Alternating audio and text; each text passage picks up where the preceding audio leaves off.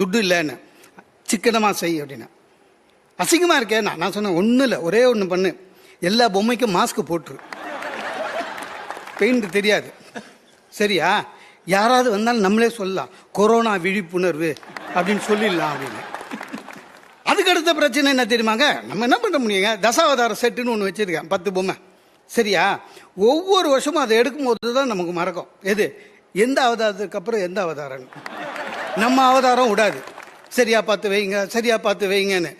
அன்றைக்கி அவள் ஐடியா சொல்கிறா, பேசாமல் கரெக்டாக யாரையாவது கேட்டுட்டு முதுகு பின்னால் 1-2 போட்டு விட்ருங்கன்னா. நான் சொன்னேன், சிச்சி அது கைதி மாதிரி இருக்கும், அப்படிலாம் வைக்கக்கூடாது அப்படின்னு. வேறு எப்படி தான் வைக்குதுன்னு அப்புறம் நான் என்ன பண்ணேன், ஐடியா பண்ணி அந்த பொம்மைக்கு கீழே 1, 2, 3 போட்டு வச்சுருக்கேன்.